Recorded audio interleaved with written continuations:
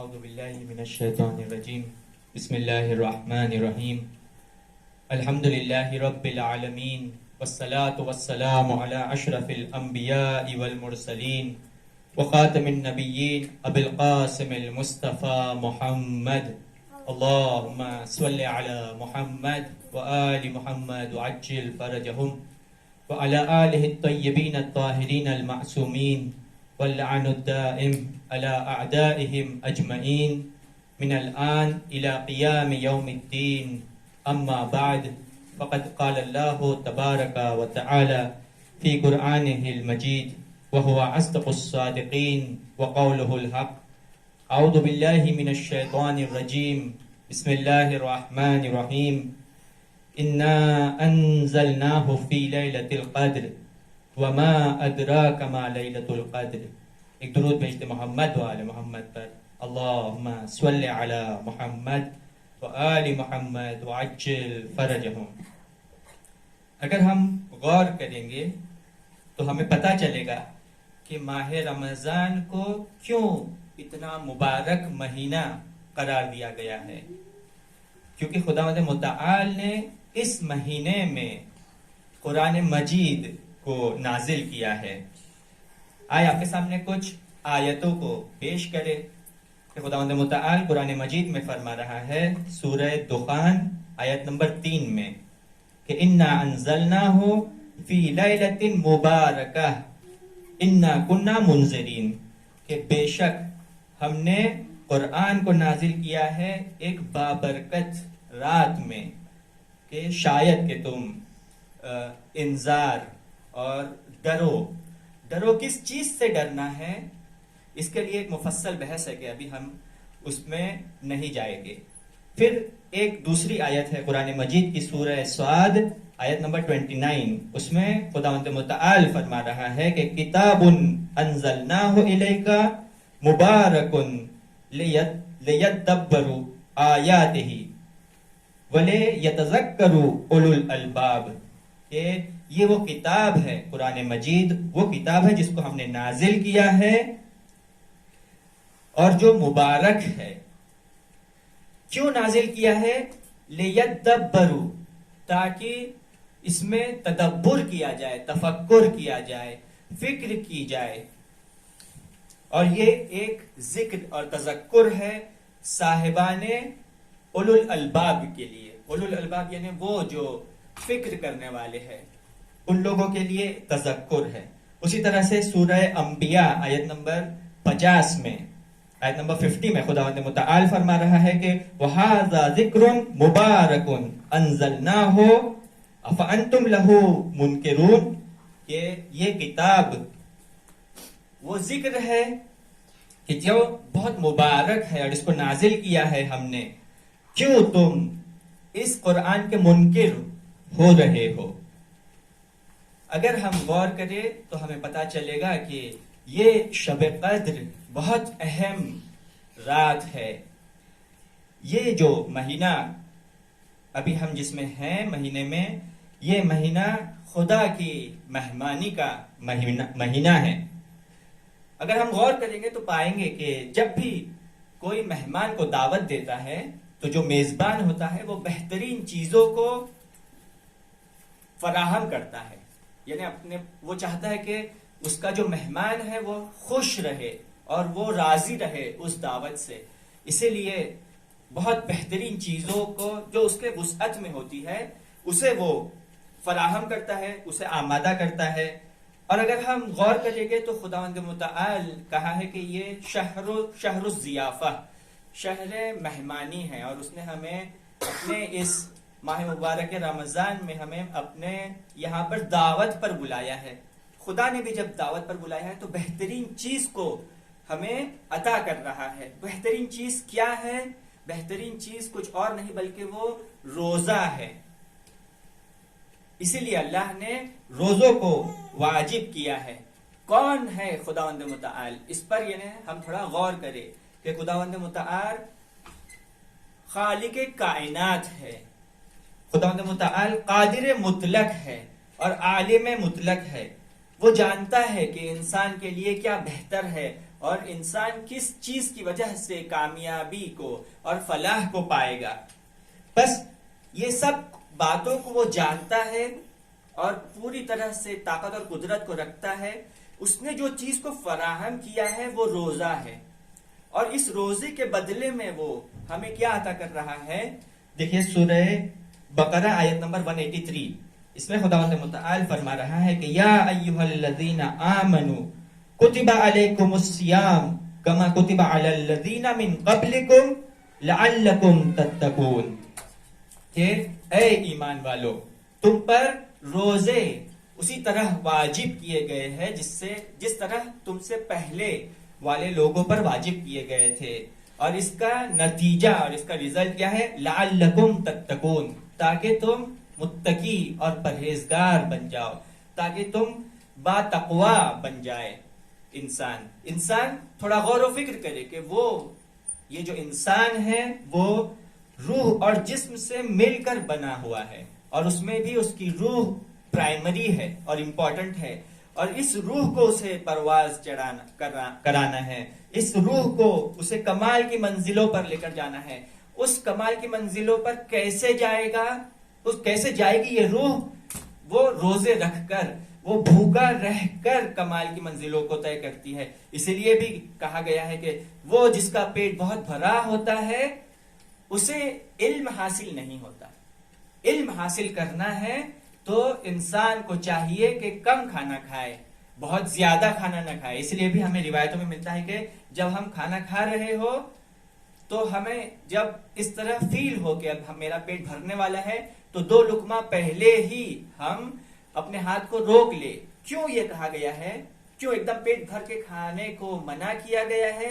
کیونکہ اگر ہم پیٹ بھر کے کھانا کھائیں گے تو ہم وہ علم کو نہیں حاصل کر سکیں گے، ہم وہ خدا کے قرب کو حاصل نہیں کر پائیں گے.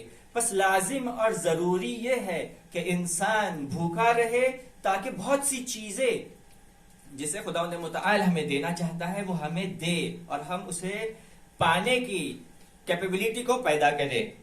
اسی لیے خداوند متعال نے اس ماہ مبارک رمضان میں روزوں کو واجب کیا تاکہ انسان متقی بن جائے، اور تاکہ انسان فلاح اور کامیابی کو حاصل کرے، تاکہ انسان ظلمات سے اپنے آپ کو باہر نکالے اور نور کی طرف لے کر جائے، تاکہ انسان اپنے آپ کو اولیاء طاغوت سے باہر نکالے اور اولیاء اللہ میں سے خود کو قرار دے، تاکہ انسان خود کو شیطان کے لشکر سے باہر نکالے اور امام زمانہ اجل اللہ تعالیٰ فرجہ الشریف کے لشکر میں شامل ہو سکے.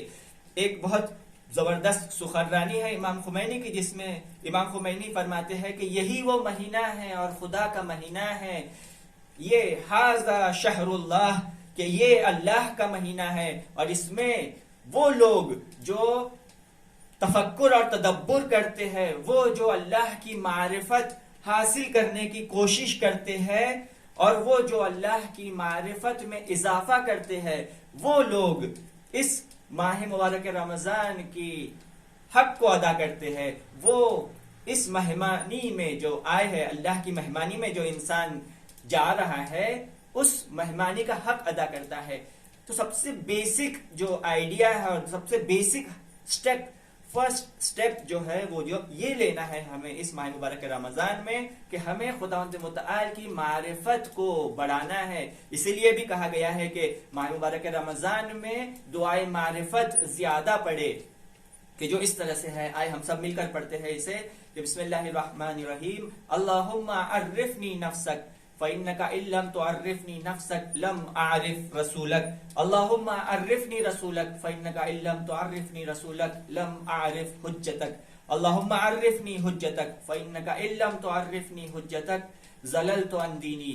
وہ جو اپنے خدا کو نہیں پہچانے وہ اپنے رسول کو نہیں پہچان سکتے. وہ جس نے رسول کو نہیں پہچانا وہ اپنے زمانے کے امام کو نہیں پہچان پاتا. اور جو اپنے زمانے کے امام کو نہیں پہچانتا ہے بے شک وہ گمراہ ہو جاتا ہے. تو اگر ہم چاہتے ہیں کہ ہمیں گمراہی سے نجات ملے، اگر ہم چاہتے ہیں کہ ہم ظلمات سے نکلے اور نور کی طرف آئے، تو ہمیں اللہ کی معرفت حاصل کرنی ہوگی، ہمیں اپنے زمانے کے امام کی معرفت کو حاصل کرنا ہوگا۔ یہی وہ شب ہے کہ جس کے لیے قرآن مجید فرماتا ہے کہ لیلۃ القدر خیر من الف شہر، کہ یہ وہ راتیں ہیں جو 1000 مہینوں سے بہتر رات ہے۔ 1000 مہینوں سے بہتر رات یہ رات ہے جس کی قدر و قیمت ہمیں جاننی ہے اور ہمیں اسے پہچاننا ہے۔ دیکھیے اس رات کی اہمیت اتنی زیادہ ہے کہ جس کے لیے خداوند متعال نے پہلے ماہ رجب کو رکھا، اس کے بعد ماہ شعبان کو رکھا، اس کے بعد ماہ رمضان بھی آدھے سے زیادہ گزرنے دیا، اور اس کے بعد پھر ان شبوں کو رکھا ہے تاکہ انسان ماہ رجب میں جو امام علی علیہ السلام کا مہینہ ہے اس میں اپنے آپ کو آمادہ کرے تاکہ وہ لیلۃ القدر کو درک کر سکے۔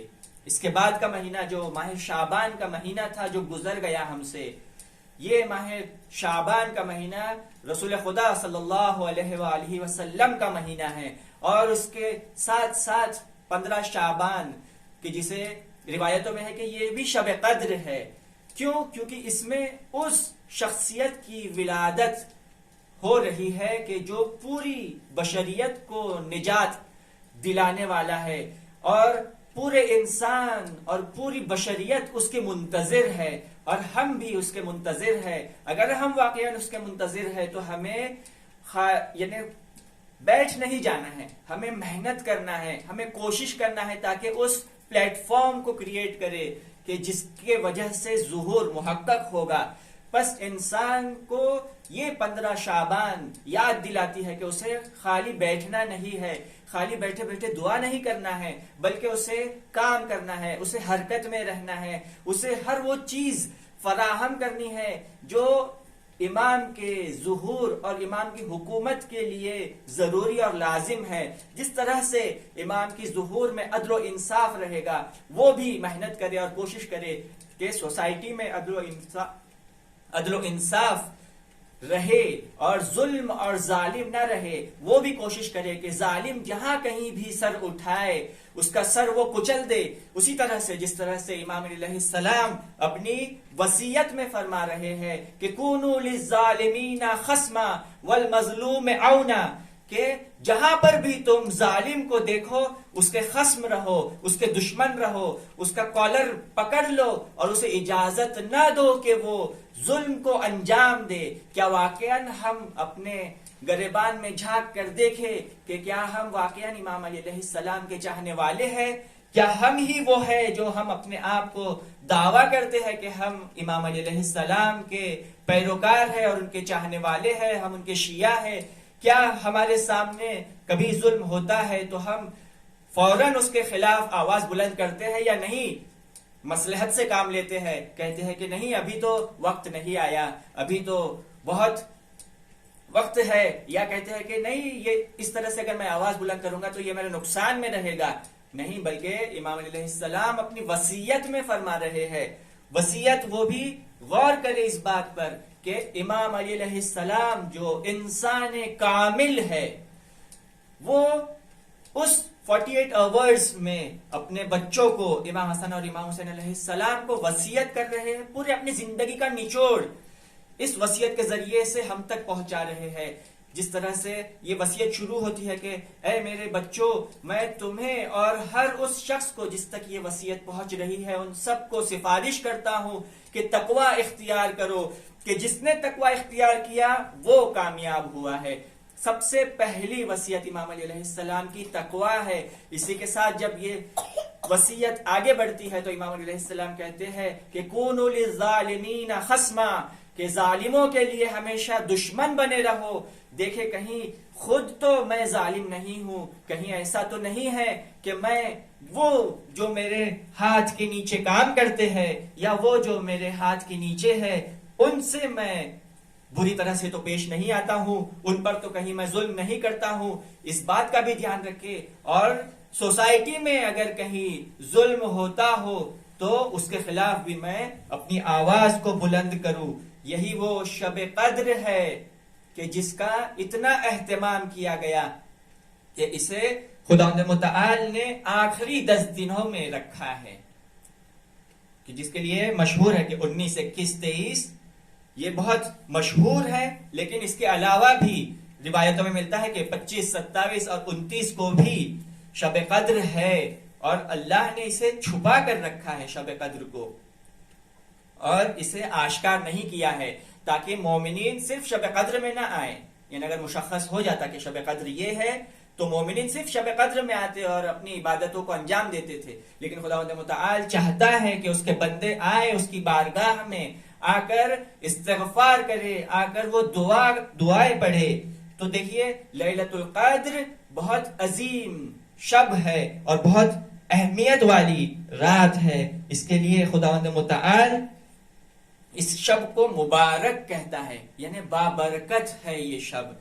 دیکھیے بہت عجیب ہے کہ خداوند متعال نے کتنا اہتمام کیا ہے کہ بندہ اپنے آپ کو ماہ رجب سے آمادہ کرے، ماہ شعبان میں اپنے آپ کو آمادہ کرے. اگر کوئی ماہ رجب اور ماہ شعبان میں غفلت برتے اور نہیں خود کو آمادہ کر پائے تو خداوند متعال نے اس ماہ مبارک رمضان کے آدھے سے زیادہ دنوں کو رکھا ہے تاکہ انسان روزہ رکھے اور اس روزہ رکھنے کے بعد اپنے نفس کو اور اپنے وجود کو آمادہ کرے کہ وہ لیلۃ القدر کو درک کر سکے.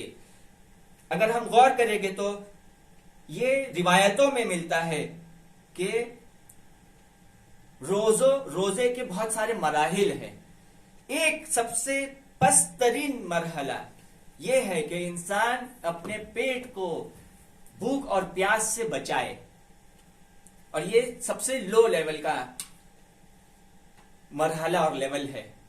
اس کے بعد ہے کہ انسان، یعنی دیکھیے یہ لیول اگر وہ کراس کر دیتا ہے تو اس نے شرعاً اپنی ریسپانسبلٹی کو پورا کر دیا.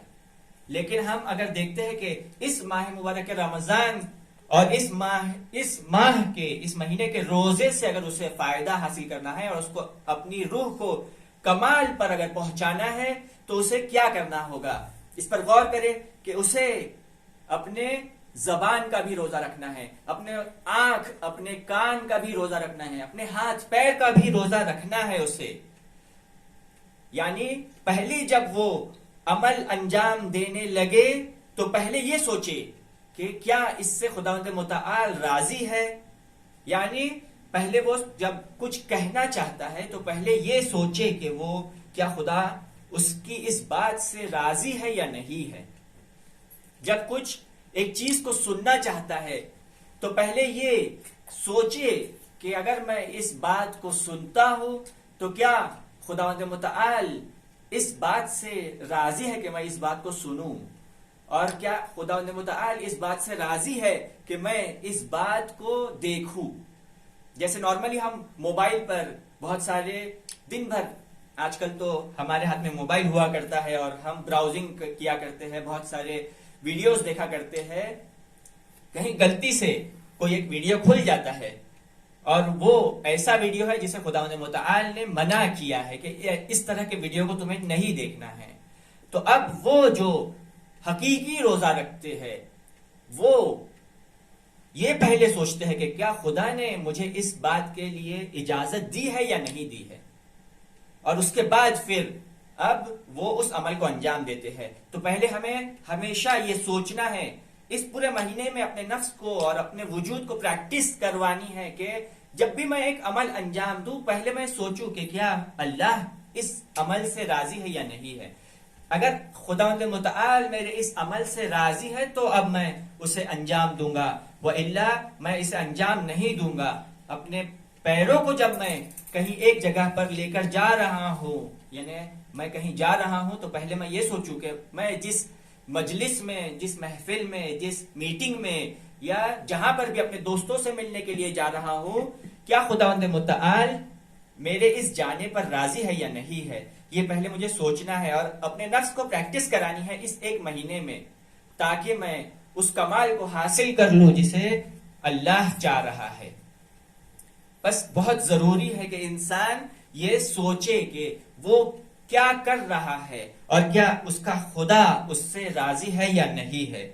امام خمینی اپنے ایک سخنرانی میں کہتے ہیں کہ اللہ کی معرفت کو حاصل کرے اس مہینے میں، کہ وہ جو اپنے خدا کی معرفت کو حاصل کرتا ہے وہ اس لیاقت کو پیدا کرتا ہے، اس کیپیبلٹی کو پیدا کرتا ہے کہ اس مہینے کی مہمان نوازی، یعنی خدا جو مہمانی کر رہا ہے ہماری، اور ہم جو میزبان ہے خدا کے، اس کا بھی ایک حق ہے، اور اس حق کو اگر ادا کرنا ہے تو ہمیں اللہ کی معرفت میں اپنے اضافہ کرنا ہوگا۔ اگر ہم اپنے معرفت میں اللہ کی معرفت میں اضافہ کر پائے تو ہم اس ماہ مبارک رمضان کا حق ادا کر پائے، وَإِلَّا امام خمینی کہتے ہیں کہ ہم نے اس حق کو ادا نہیں کیا۔ جب ماہ مبارک رمضان ختم ہونے لگے تو ہم اپنے آپ کو اور اپنے نفس کو چیک کریں کہ ماہ مبارک رمضان سے پہلے اور اب ماہ مبارک رمضان جب ختم ہو رہا ہے تو میرے اندر کی کتنی برائیاں کم ہوئی اور میرے نفس میں کتنی اچھائیاں بڑھ گئی ہے۔ اسے ہمیں غور کرنا ہے، اور اس لیلۃ القدر اور شب قدر میں ہمیں خداوند متعال سے دعا کرنی ہے، امام زمانہ اجل اللہ تعالیٰ فرجہ شریف اور بی بی فاطمہ زہرا سلام اللہ علیہا کا واسطہ دے کر کہ اے پروردگار ہمیں اس مہمانی کا حق ادا کرنے کی توفیق عطا فرما، کہ واقعاً یعنی وہ جو اس حق کو ادا نہیں کر پائے وہ نقصان میں ہے۔ جس طرح سے رسول خدا خطبہ شعبانیہ جب دے رہے تھے تو کہتے ہیں کہ بدترین شخص اور بدبخت ترین شخص وہ ہے جس سے ماہ مبارک رمضان گزر جائے اور وہ اپنے آپ کو معاف نہیں کرا پائے۔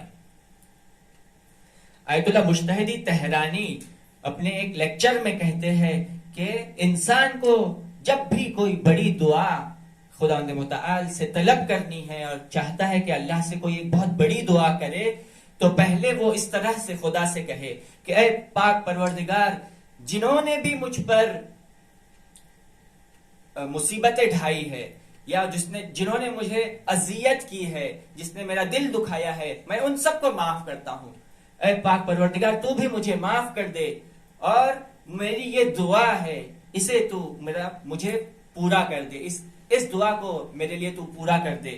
کہ واقعاً جو اس طرح سے کرتا ہے وہ یہ خداوند متعال کو بتا رہا ہے کہ اس کے پاس تو قدرت اور طاقت نہیں ہے زیادہ، پھر بھی وہ سب کو معاف کر رہا ہے، تو خداوند متعال جو قادر مطلق ہے اور جس کے پاس ساری قدرت ہے، وہ خدا یہ جب دیکھتا ہے کہ اس کے بندے نے سب کو معاف کر دیا تو خدا بھی کہتا ہے کہ میں بھی تیرے سارے گناہوں کو معاف کرتا ہوں۔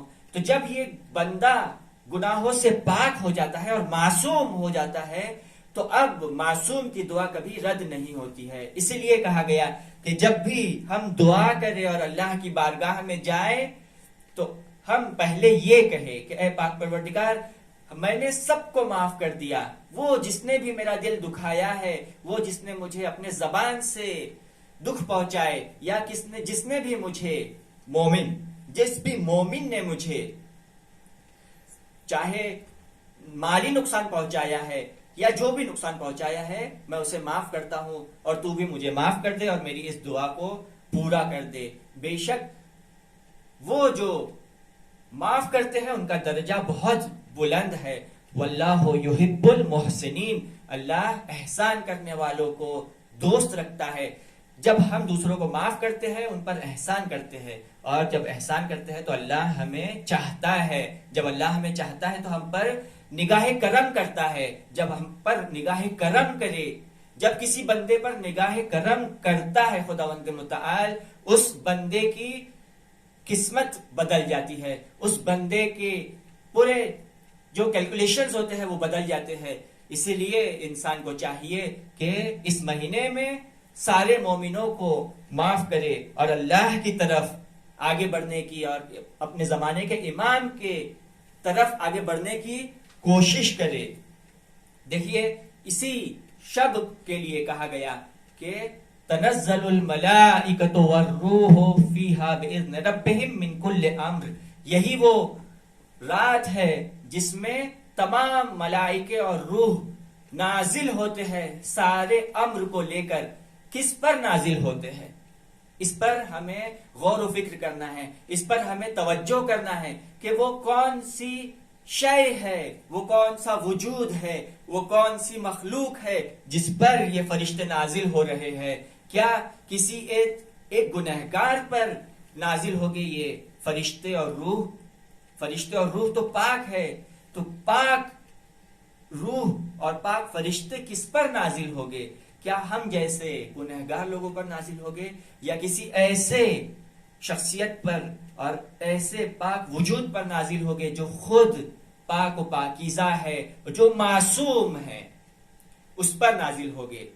اسے ہمیں سوچنا ہے۔ اسی لیے بھی جب یہ سورہ نازل ہوا تو رسول خدا نے امام علی علیہ السلام سے فرمایا کہ یا علی، یہ سورہ قیامت تک کے لیے تم سے منسوب ہے، یعنی تمہارے لیے مخصوص ہے، تمہارے اور تمہارے جانشین اور تمہاری ذریت سے مخصوص ہے۔ اسی لیے ہم دیکھتے ہیں کہ امام علی علیہ السلام اور ان کی ذریت میں سے سارے امام ہے، اور امام زمانہ اجل اللہ تعالی فرجہ شریف بھی امام علی علیہ السلام کی نسل میں سے ہے، اور آج کا امام جو امام زمانہ ہے وہ بھی امام علی علیہ السلام کی نسل میں سے ہے، اور یہ سورہ مخصوص ہے امام زمانہ سے۔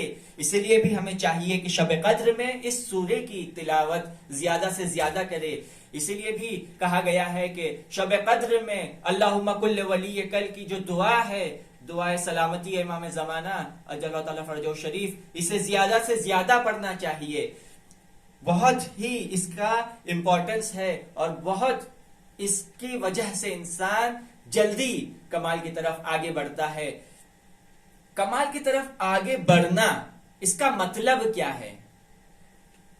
دیکھیے، بہت سے لوگ اس طرح کا ڈاؤٹ کریٹ کرتے ہیں، کہتے ہیں کہ شب قدر ہے اور یہ 1000 مہینوں سے بہتر رات ہے، جو بھی اس میں 1 صلوات پڑھے گا اسے 1000 صلوات پڑھنے کا ثواب ملے گا، جو بھی اس میں 1 درہم صدقہ دے گا اسے 1000 درہم صدقہ دینے کا ثواب ملے گا، جو بھی اس میں 1 آیت قرآن پڑھے گا اسے 1000 آیتیں پڑھنے کا ثواب ملے گا۔ بس لازم اور ضروری یہ ہے کہ ہم شب قدر میں زیادہ سے زیادہ قرآن پڑھیں تاکہ ہمیں زیادہ سے زیادہ ثواب ملے۔ آئے اس پر تھوڑا سا غور و فکر کریں کہ کیا واقعا اسی طرح سے ہے یا کوئی اور بات اس کے پیچھے ہے۔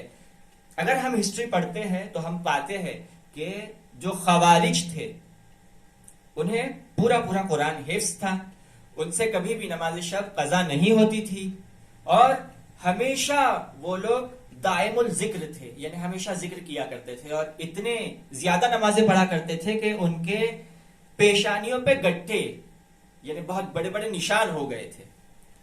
اگر ہم انہیں آبزرو کرتے ہیں تو جب لیلۃ القدر آتی تھی تو یہ لوگ بہت قرآن پڑھا کرتے تھے۔ تو کیا یہ قرآن پڑھنا انہیں اللہ سے نزدیک کیا ہے یا اللہ سے دور ہو گئے وہ لوگ؟ کیوں اللہ سے دور ہو گئے؟ اس پر ہمیں غور و فکر کرنی ہے۔ اسی شب قدر میں ہم آئے اور بیٹھے غور و فکر کرے۔ عام دنوں میں جب انسان غور و فکر کرتا ہے تو کہا گیا ہے کہ 1 لمحہ فکر کرنا 70 سال کی عبادت کا ثواب رکھتا ہے۔ تو شب قدر میں ایک وقت مخصوص رکھے جس میں انسان بیٹھے تنہائی میں اور بیٹھ کر تھوڑا فکر کرے کہ وہ کیا کرے جس کی وجہ سے وہ اپنے زمانے کے امام سے نزدیک ہو سکتا ہے، وہ ایسا کیا کرے جس کی وجہ سے وہ ظلمات سے نکلے اور نور کی طرف آگے بڑھے، وہ ایسا کیا کرے جس کی وجہ سے اس کے وجود میں جو رذائل اور گندگی اور آلودگی ہے، جو بری عادتیں ہیں، غصہ ہونا یا غیبت کرنا یا تہمت لگانا، اس طرح کی جو بری عادتیں ہیں وہ اس سے دور ہو اور اس کے اندر فضائل آگے بڑھے، یعنی اب وہ سخی بنے، اب وہ دوسروں کی مدد کرے، وہ ایثار اور قربانی کو اپنے وجود میں لائے۔ بس انسان کو سوچنا ہے اس شب قدر میں، یہ شب قدر انسان کو 1 رات میں 1000 مہینوں کا سفر ٹریول کرانے میں مدد کرتی ہے۔ واقعا جب ایک شخص آتا ہے، آ کر آیت اللہ بہجت سے پوچھتا ہے کہ میں تو بہت گنہگار ہوں، کیا یہ ممکن ہے کہ یہ شب مجھے 1000 مہینے کا ڈسٹنس، معنوی ڈسٹنس ٹریول کرنے میں مدد کر سکتی ہے، جبکہ میں نے تو بہت گناہ انجام دیے ہیں؟ تو آیت اللہ بہجت اس سے کہتے ہیں کہ دیکھیے یہی وہ لمحہ ہے جہاں پر شیطان آتا ہے اور تمہیں بھٹکاتا ہے، آ کر تم سے کہتا ہے کہ ابھی تک تو تم نے بہت سے گناہوں کو انجام دیا اور اب تم یہ سوچتے ہو کہ ایک رات میں تم پاک بن جاؤ گے. کیا یہ ممکن ہے؟ شیطان آتا ہے اور انسان کے اندر وسوسہ کرتا ہے اور اسے اس کمال کو حاصل کرنے سے روک دیتا ہے، لیکن کبھی بھی شیطان کے وسوسے میں نہیں آئے اور اس شب قدر کو جو رحمت اور برکت اور نعمتوں کی رات ہے، جس میں زمین سے آسمان تک فرشتے اور ملائکے پر ہے، بھرے ہوئے ہیں، اور اس زمین پر اور اس وجود نازنین امام زمانہ اجل اللہ تعالیٰ فرجہ شریف پر نازل ہو رہے ہیں، اتنی برکتوں والی رات ہے. اس رات میں انسان اللہ سے امید لگائے اور یقین رکھے کہ یہی وہ رات ہے جس میں وہ اللہ سے نزدیک ہو سکتا ہے، اپنے زمانے کے امام سے نزدیک ہو سکتا ہے، اور یقین رکھے کہ وہ نزدیک ہوگا اگر وہ تھوڑی محنت کرے، اگر وہ تھوڑا تفکر کرے، تدبر کرے، تو وہ یقیناً اس شب قدر میں اپنے زمانے کے امام سے نزدیک ہوتا ہے. دیکھیے ایک مرتبہ انسان طاغوت کے لشکر میں ہوتا ہے، اسی طرح سے جس طرح سے جناب حور یزید کے لشکر میں تھے، لیکن وہ بیٹھتے ہیں اور سوچتے ہیں کہ اس طرف میں امام حسین علیہ السلام ہے اور اس طرف میں یزید ہے، اس طرف میں امام حسین علیہ السلام ہے جو پوری خوبیوں کا پیکر اور مجسمہ ہے، اور اس طرف میں یزید کا لشکر ہے جو شراب خار ہے، بندروں کے ساتھ کھیلنے والا ہے. تو کیا میں یزید کے ساتھ رہوں یا امام حسین علیہ السلام کے ساتھ چلا جاؤں؟ یہی سوچنا تھا، یہی عقل کا استعمال کرنا تھا جس نے حر کو مجبور کیا کہ وہ طاغوت کے لشکر کو چھوڑے اور اولیاء اللہ کے لشکر میں جائے. آج کی شب ہم بیٹھے اور تفکر کریں اور فکر کریں کہ میں کہاں پر کھڑا ہوں، میں کس کے لشکر میں ہوں؟ کیا میں امام حسین اور امام زمانہ کے لشکر میں ہوں؟ کیا میں اولیاء اللہ کے لشکر میں ہوں یا اولیاء طاغوت کے لشکر میں ہوں؟ میں کہاں پر کھڑا ہوں؟ اور اپنے اندر کے سارے کمیوں کو، سارے برائیوں کو، سارے آلودگیوں کو دور کرنے کا عہد کروں اپنے زمانے کے امام سے، اور اپنے زمانے کے امام سے توسل کروں اور ان سے چاہوں کہ وہ میری مدد کرے کہ میں ان کے لشکر میں آ سکوں، میں اپنے نفس کو اس کمال پر پہنچا سکوں کہ جس کی وجہ سے میں اپنے وجود کو اللہ اور اس کے دین کے لیے کام میں لا سکوں. بہت اہم ہے یہ تفکر کرنا آج کی شب میں. یہ شب کوئی معمولی شب نہیں ہے، یہ شب کوئی آسان اور بہت آسانی سے گزر جانے والی شب نہیں ہے. اس شب کا ہر لمحہ بہت قیمتی ہے. اس شب کے لمحات کو اپنے ہاتھ سے نہ جانے دے. کہیں ایسا نہ ہو کہ ہم اپنے دوستوں سے باتیں کرنے میں مشغول رہے، 2 گھنٹہ 3 گھنٹہ صرف دوستوں سے باتیں کرنے میں لگا دے. کہیں ایسا نہ ہو کہ میں موبائل میں لگ جاؤں اور الگ الگ ویب سائٹس اور الگ الگ نیوز کو پڑھتا رہوں، الگ الگ پوسٹ کو پڑھتا رہوں اور یہ لمحات میرے ہاتھ سے چلے جائے. اسی لیے کہا گیا کہ جب شب قدر میں داخل ہو رہے ہو اور شب قدر میں ہو تو معنوی طاقت کے ساتھ اور معنوی حضور کے ساتھ اس شب میں داخل ہو. ایسا نہ ہو کہ میں بس شب قدر ہے اور سارے لوگ عبادت کر رہے ہیں تو میں بھی چلا جاؤں اور کچھ نمازیں پڑھ لوں، اور جوشن کبیر پڑھ رہے ہیں تو میں بھی جوشن کبیر پڑھ لوں، سب لوگ قرآن پڑھ رہے ہیں میں بھی قرآن پڑھ لوں اور صبح ہو جائے اور یہ اتنی بڑی شب، اتنی عظیم شب میرے ہاتھ سے چلی جائے. اسی لیے قرآن مجید کہتا ہے کہ وَمَا أَدْرَاكَ مَا لَيْلَةُ الْقَدْرِ. کیا تم جانتے ہو کہ، کیا تم سمجھتے ہو کہ لیلۃ القدر کیا ہے؟ یہ ہمارے درک سے باہر ہے، یعنی ہم سمجھ نہیں سکتے کہ لیلۃ القدر کیا ہے. اور لیلۃ القدر میں اللہ انسان کو کمال کی منزلوں کو طے کرانا چاہتا ہے. اس لیے بھی بی بی فاطمہ زہرا سلام اللہ علیہا کہتے ہیں کہ محروم من حرم خیرہا، کہ محروم ہو گیا وہ شخص جس نے اس شب کے خیر کو اپنے اوپر حرام کر دیا. کس طرح سے ہم اپنے اوپر اس شب کے خیر کو حرام کر دیتے ہیں؟ اپنے دوستوں سے باتیں کر کے، موبائل میں بیٹھ کر الگ الگ پوسٹ پڑھنے میں، الگ الگ لوگوں کو جواب دینے میں. بلکہ ہمیں چاہیے کہ اس شب سے بہترین استفادہ کرے، اس کا یوز کرے تاکہ ہم اپنے نفس کو پاک کر سکے، اپنے نفس کو آمادہ کر سکے. کیا وہ شخص جو اہل بیت علیہم السلام کا چاہنے والا ہو، جب یہ دیکھے کہ دنیا میں کس طرح سے ظلم ہو رہا ہے اور وہ خاموش بیٹھا رہے؟ کیا یہ واقعا ممکن ہے؟ آج اگر ہم لوگ دیکھتے ہیں کہ انڈیا میں کیا ہو رہا ہے، آج ہم لوگ اگر دیکھتے ہیں کہ یمن میں کیا ہو رہا ہے، اور آج ہم لوگ اگر دیکھ رہے ہیں کہ بیت المقدس پہ کیا ہو رہا ہے، تو کیوں ہم لوگ خاموش بیٹھے ہیں؟ کیوں ہمارے اندر حرکت نہیں ہے؟ کیوں ہم اپنی آوازوں کو بلند نہیں کرتے؟ اس بات پر ہم لوگ سوچیں اور اپنے آپ کو آمادہ کرے، اپنے نفس کو آمادہ کرے. کہا جاتا ہے کہ وہ شخص جو اپنے نفس کو آمادہ نہیں کرتا جہاد کے لیے، وہ منافق کی موت مرتا ہے. کیا میں نے اپنے نفس کو موت کے لیے اور شہادت کے لیے آمادہ کیا ہے یا نہیں کیا ہے؟ اس شب میں اپنے آپ سے سوال کرے. یہ شب بہت قیمتی شب ہے. یہ شب وہ شب ہے کہ جس دن امام علی علیہ السلام بار بار آتے ہیں، آسمان کی طرف دیکھتے ہیں اور آواز دیتے ہیں کہ ہاں یہی وہ شب ہے جس کا وعدہ کیا گیا تھا، آج ہی وہ شب ہے جس کا مجھے وعدہ کیا گیا تھا.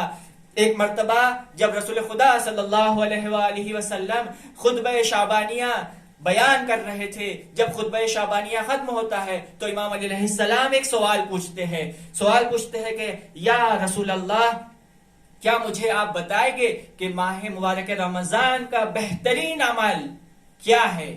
اس ماہ مبارک رمضان میں بہترین اعمال کیا ہے، وہ مجھے بتائے. تو رسول خدا جواب دیتے ہیں الورع عن محارم اللہ، یعنی اللہ کے حرام سے دوری اختیار کرنا. اپنے نفس کو پریکٹس کرائے، اپنے نفس کو اس طرح سے بنائے کہ وہ پورے مہینے میں ایک گناہ اور ایک حرام بھی انجام نہ دے. اور یہ جو ہم ایک مہینہ پریکٹس کراتے ہیں، اس کا اثر سال بھر تک باقی رہے. سال بھر تک اب میں اپنے نفس کو پریکٹس کراؤں کہ اسی بات پر ثابت قدم رہو اور اسے اسی طرح سے آگے بڑھاتا رہوں کہ کہیں مجھ سے کسی کی غیبت نہ ہو، کہیں میں کسی پر تہمت نہ لگاؤں، کہیں میں کسی کو اذیت اور آزار نہ پہنچاؤں. یہی وہ ماہ مبارک رمضان ہے جس میں انسان کمال کی منزل کو طے کرتا ہے، اور یہی وہ شب قدر ہے جس میں ہم آج آئے ہم اپنے زمانے کے امام سے وعدہ کرے کہ ہم حرام سے بچیں گے اور ہم سارے واجبات کو انجام دیں گے. ہم اپنے آنکھ، کان، زبان کو حرام سے بچائیں گے کہ واقعاً اس کی بہت فضیلت ہے. کہا گیا ہے کہ آیت اللہ دستغیب شیرازی اپنے کتاب داستان ہے شگفت انگیز، اس میں فرماتے ہیں کہ ایک بہت بڑے عالم دین اور ایک بہت بڑے عرفا تھے جن کا نام تھا ملا علی قازرونی. ملا علی قازرونی یہ کہتے ہیں کہ شب قدر تھی، اور شب قدر میں دیکھتا ہوں کہ آسمان سے بہت سے فرشتے اور ملائکے نازل ہو رہے ہیں. پھر میں نے دیکھا کہ سارے انبیاء نازل ہو رہے ہیں. پھر میں دیکھتا ہوں کہ رسول خدا بھی ساتھ میں ہے اور سارے ائمہ بھی ساتھ میں ہے. بی بی خدیجہ سلام اللہ علیہا بھی ہے اور بی بی فاطمہ زہرا سلام اللہ علیہا بھی ہے. میں نے ایک سوال کیا کہ آپ سب کہاں جا رہے ہو؟ تو جواب آیا کہ ہم سب کربلا جا رہے ہیں. تو یہ کہتے ہیں کہ میرا بھی دل کیا کہ میں بھی کربلا جاؤں. تو میں نے بھی جب اپنی آرزو کو ان کے سامنے رکھا کہ میں بھی چاہتا ہوں کہ میں بھی کربلا جاؤں، تو کہا جواب اس طرف سے صدا آئی کہ تم کربلا کا رخ کرو اور ایک سلام امام حسین علیہ السلام کو دو. آؤ ہم بھی سب مل کر ایک سلام امام حسین علیہ السلام کی خدمت میں پیش کرے کہ السلام علیک یا ابا عبداللہ وعلی الارواح التي حلت بفنائک علیکم منی جمیعا سلام اللہ ابدا ما بقیت وبقی اللیل والنہار ولا جعلہ اللہ آخر العہد منی لزیارتکم. السلام علی الحسین وعلی علی ابن الحسین وعلی اولاد الحسین وعلی اصحاب الحسین. ہاں عزیزوں، وہ کتنے خوش نصیب ہے کہ جو آج امام علی علیہ السلام کی بارگاہ میں اور ان کے حرم میں ہے اور امام علیہ السلام کو اپنے اشکوں سے انہیں پرسا دے رہے ہیں، اپنے زمانے کے امام کو پرسا دے رہے ہیں. کتنے خوش نصیب ہے وہ لوگ جو مسجد کوفہ میں ہیں اور محراب میں امام علیہ السلام کے غم میں آنسو بہا رہے ہیں. ہاں عزیزو، آج ہی کی وہ شب ہے کہ جس شب میں امام علیہ السلام بی بی کلثوم کے گھر پر مہمان ہے، اور جب بی بی کلثوم کے گھر پر مہمان ہے تو امام علیہ السلام کے آنکھوں میں آنسو ہے. بی بی کلثوم جب بابا کی آنکھوں میں آنسو دیکھتی ہے تو تڑپ جاتی ہے، کہتی ہے بابا میں یہ کیا دیکھ رہی ہوں کہ آپ کی آنکھوں میں آنسو ہے. تو امام علیہ السلام کہتے ہیں بیٹی میں نے رسول خدا کو خواب میں دیکھا اور رسول خدا فرما رہے تھے ہلم علینا، اے امام علی ہمارے پاس آ جاؤ، ہم آپ کے مشتاق ہیں. ام کلثوم پوچھتی ہے بابا تم نے کیا جواب میں کہا؟ تو امام علیہ السلام کہتے ہیں میں نے جواب میں کہا یا رسول اللہ وانا مشتاق الیہ، یا رسول خدا میں بھی آپ کا مشتاق ہوں، میں بھی چاہتا ہوں کہ آپ سے آگے ملاقات کروں، میں اس لمحات کا کب سے منتظر ہوں. ہاں عزیزو، کتنا سخت تھی یہ زندگی امام علیہ السلام پر، کتنی سخت گزر رہی تھے ہر لمحہ. کسی ایک قدرت مند انسان سے پوچھے کہ 25 سال تک جس کے ہاتھ میں قدرت ہو اور اس کے سامنے اس کی بیوی کا قاتل گھوم رہا ہو، آزاد طریقے سے گھوم رہا ہو، اس پر کتنا سخت گزرے گا. ہاں عزیزو، امام علیہ السلام کے لیے زندگی بہت سخت تھی. اسی لیے جب امام صادق علیہ السلام سے کسی نے پوچھا ما اصبر الصابرین، کون ایسا شخص ہے جو سب صابروں سے زیادہ صابر ہے، تو عجب نہیں کہ ہمارے ذہنوں میں آئے کہ امام حسین علیہ السلام سے زیادہ کیا کوئی صابر ہو سکتا ہے کہ جس نے اپنے آنکھوں کے سامنے اپنے سارے اصحاب کو شہید ہوتے دیکھا، اپنے آنکھوں کے سامنے جناب علی اکبر علیہ السلام سا بیٹا جس سے امام حسین علیہ السلام اتنا چاہتے تھے اسے شہید ہوتے دیکھا، حضرت عباس علمدار علیہ السلام جیسے بھائی کو شہید ہوتے دیکھا، اپنے 6 ماہ کے بچے کو جناب علی اصغر علیہ السلام کو اپنی آغوش میں شہید ہوتے دیکھا. کیا اس سے زیادہ بھی کوئی صابر ہو سکتا ہے؟ امام صادق علیہ السلام فرماتے ہیں ہاں اصبر الصابرین، میرے دادا امیر المومنین علیہ السلام ہے. وہ شخص حیران اور پریشان ہو جاتا ہے، کہا مولا کیوں آپ امام علیہ السلام کو اصبر الصابرین کہہ رہے ہو؟ امام علیہ السلام تو کیا کب انہوں نے صبر کیا؟ امام صادق علیہ السلام فرماتے ہیں امام علیہ السلام بہت شجاع تھے اور بہت طاقت اور قدرت کے مالک تھے. اگر وہ چاہتے تو اپنے وائف اور اپنے بیوی کی قتل کا انتقام لے سکتے تھے، لیکن ہم دیکھتے ہیں کہ دین کی بقا کے لیے اور اللہ کی خوشنودی کے لیے امام علیہ السلام نے صبر کیا. ہاں عزیزو، 30 سال تک امام علیہ السلام صبر کرتے رہے اور اسی شب کا انتظار کرتے رہے. 19ویں ماہ رمضان آ گئی، امام علیہ السلام اپنے گھر سے جا رہے ہیں، گھر کی مرغابیا امام علیہ السلام کا دامن پکڑ لیتی ہے. امام کہاں جا رہے ہو ہمیں چھوڑ کر؟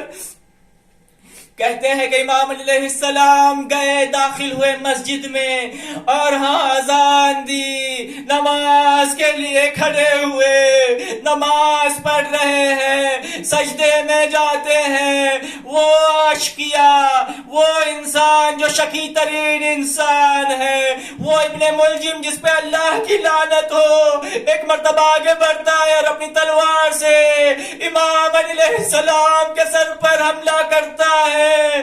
امام علی علیہ السلام کا سر پارا ہو جاتا ہے. ایک بہت بڑی شگاف ہے. امام علی علیہ السلام تڑپ رہے ہیں. خون امام علی علیہ السلام کے سر سے جاری ہے. امام علی علیہ السلام مٹی اٹھا کر اپنے سر پہ ڈال رہے. امام حسن علیہ السلام آتے ہیں, بابا کو اپنی آغوش میں لیا. عزیزو, جیسے بابا کو اپنی آغوش میں لیا, امام حسن علیہ السلام رو رہے ہیں اور عرض کیا وانقطع ظہری, بابا میری کمر ٹوٹ گئی. امام حسین علیہ السلام بابا کے سامنے کھڑے ہیں اور رو رہے ہیں. آواز دی یا ابتا من علینا بعدک لا کیومک الا یوم رسول اللہ. اے میرے بابا, آپ کے بعد اب ہمارا کون ہے؟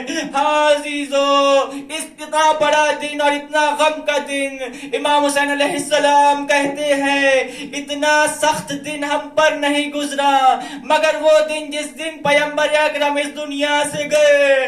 امام علیہ السلام نے امام حسن اور امام حسین کو تسلی دی, کہا بیٹو رو نہیں, سارے لوگ اس دنیا سے گئے, رسول خدا اس دنیا سے گئے ہیں. عزیزو, امام حسن اور امام حسین امام علی علیہ السلام کو لے کر گھر کی طرف بڑھنے لگے. جیسے ہی گھر کی طرف نزدیک ہوئے, امام علی علیہ السلام نے کہا مجھے نیچے اتار دو, میں اپنے پیروں سے ہی گھر میں جاؤں گا. سب نے پوچھا کیوں امام علی, کیا ہوا؟ بی بی زینب کا چہرہ دیکھا امام علی علیہ السلام نے. بی بی زینب کے آنکھوں میں آنسو نہیں دیکھ سکتے امام علی علیہ السلام, اسی لیے کھڑے ہو گئے. ہاں میں کہوں گا یا علی, ایک نظر کربلا کی طرف بھی کیجئے, وہاں بھی ایک بچی ہے جو اپنے بابا کے بدن کو دیکھ رہی ہے, اور ایک طرف امام حسین کا سر نیزے پر بلند ہے. کبھی بدن کو دیکھتی ہے, کبھی سر کو دیکھتی ہے. پھوپھی اماں سے ایک سوال کرتی ہے, پھوپھی اماں یہ کس کا سر ہے جو خون سے لت پت ہے؟ یہ تو قرآن پڑھ رہا ہے, کیوں لوگ اسے نیزوں سے اور لکڑیوں سے مار رہے ہیں؟